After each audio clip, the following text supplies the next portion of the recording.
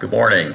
Today is the 22nd of May, 2023, and I'm Brigadier General Curt Rauhut, United States Army retired, and I served 30 years as a Finance Corps officer from 1984 to 2014.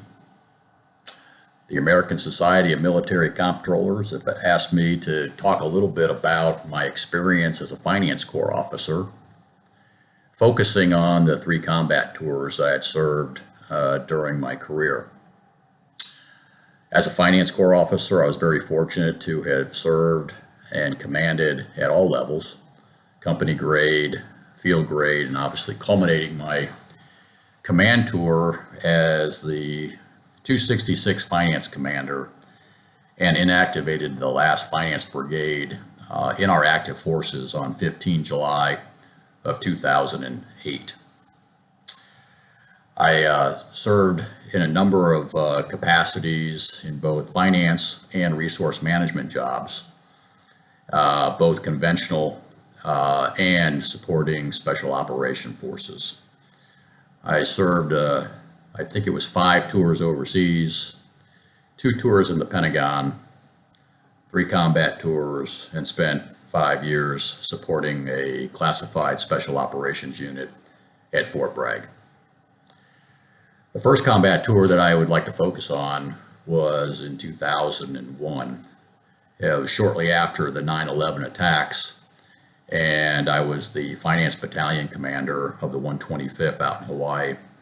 We were asked to deploy to Bosnia in support of S-411, the stabilization forces over in Bosnia. I wouldn't really consider it really a really hostile or combat zone at the time. It was more of a stabilization force, but due to the timing of the 9/11 attacks and the 25th Infantry Division going into Bosnia, there was certainly heightened security.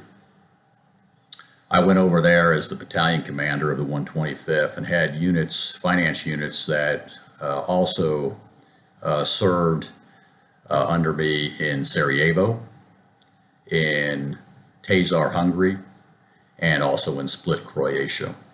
The headquarters, though, of the finance battalion was there in Bosnia. And we served there for about 7 months, and our primary mission was to provide, as normal, casual pays to soldiers, cashing checks for soldiers, doing a lot of the accounting work of the previous S4 rotations, making sure that was straight and working with the Defense Finance and Accounting Service. And our primary mission was actually commercial vendor payments. It was a wonderful tour. I think we deployed about 75 soldiers from the 125th Finance Battalion at that time. Then fast forward to 2006, I got a phone call that basically the Combined Security Transition Command Afghanistan, known as CSTICA, was looking for a finance colonel that had some experience in banking to come on over to Kabul, Camp Eggers, and to take a look at how we could transition the way we paid the national security forces of Afghanistan, both the police and the military. Up until that time period, up until 2006, we had a number of soldiers, a number of officers that came over there to Afghanistan, and they were just observing an incredible amount of fraud. The typical Afghanistan policeman salary was about $100 a month, but they were really getting paid about $50. It was very interesting when I arrived to actually do a kind of an evaluation of what had occurred, how the police and the military were getting paid. Their salaries was strictly, it was a cash basis that was provided usually to the provisional governor, then down to the military component if it was a soldier, or it would be to kind of the provisional police commander of one of the 34 provinces in Afghanistan. And then they would then go ahead and take their cut And then the money would eventually trickle down from the province to the division to the districts. And by the time it got to the actual policemen, they were receiving about 50 cents on the dollar. So about $50 a month is what they were receiving. I was asked to come in there and see if there's a better way of actually paying the police because, quite frankly, the fraud and corruption was just rampant at the time. I came there and arrived and found that this was a joint coalition force, CSTICA, and that I had 10 team members that were comprised of all services, Navy, Air Force, Marine Corps, and they were all with some sort of either supply background or financial background, which made our job a lot easier in determining what could be in the realm of possible in changing the way the Afghan National Police and the Afghan military could get paid.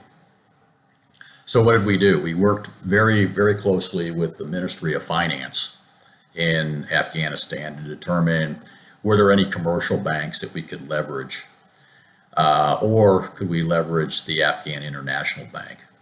And what we meant by that is, could we identify a province or two that instead of giving the money to the police commanders and the districts, if we could set up mobile pay teams using whatever commercial banks or the Afghan International Bank to go out to the province on specified days to pay either the soldier or the policeman directly. So we did that. We worked very closely with the U.S. Embassy. We worked very closely with the Ministry of Finance.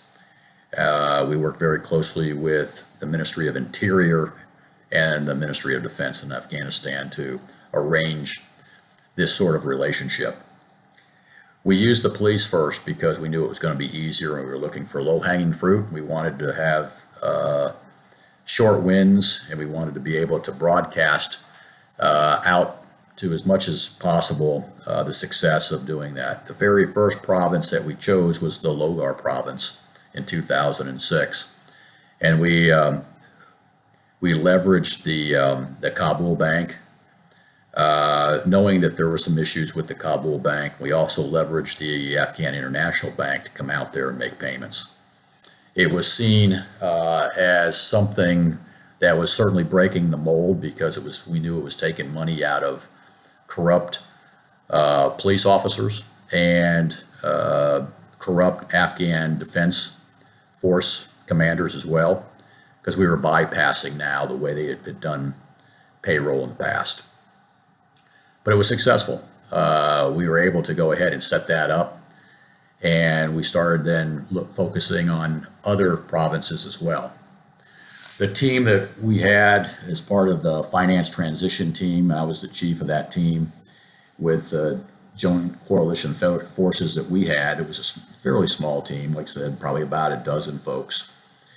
We would actually go out there and negotiate with the provisional governor, with what they called the provisional Mustufiat, which is kind of the provisional finance officer in the area, to talk about how this relationship and how this new payroll procedures were going to occur, with the end result of hoping that once we sent out mobile training teams as the first step, eventually then we would set up bank accounts for every Afghan soldier and every Afghan police officer, so they could just go to any old bank or an ATM, if there was an ATM in the province, and draw money out themselves. That was the long-term goal.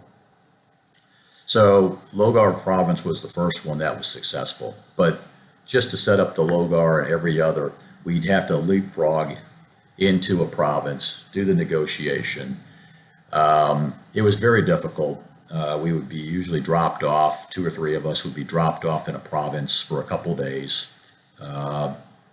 Airlift was very difficult to get out to some of these provinces. Interpreters were a must. and we'd have to sometimes negotiate multiple times so there was a mutual understanding. Just the mere logistics of trying to get some of these mobile banking partners out to a province was a challenge, but it did actually occur. I think by the end of that tour, I spent probably either 1 or 2 nights in 20 of the 34 provinces in Afghanistan. So, saw a lot of the country, and by the end of that deployment, I felt pretty good that we made some significant progress in the way both police were being paid and how the Afghan soldiers were being paid. It was no longer the mass skimming of their payroll, even though there was still corruption that was occurring. So that ended my tour in 2006, and that was my first deployment to Afghanistan. And then my last deployment in Afghanistan was in 2010. And I went there as the NATO finance comptroller. And in that capacity, our mission was to work with SHAPE headquarters in Belgium.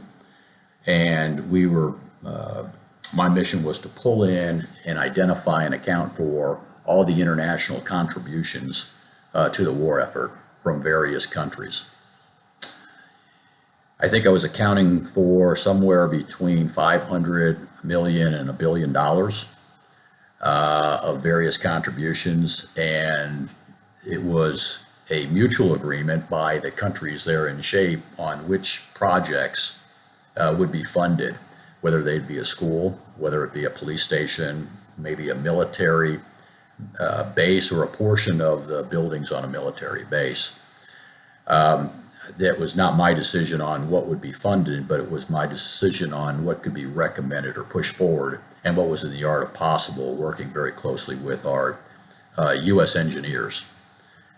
It was I would say, a very difficult job, only for the fact that you had to work with the SHAPE headquarters because they had obviously their priorities, which wasn't always the same priorities as the Afghan military or the Afghan police on what they wanted to have purchased and in what priority.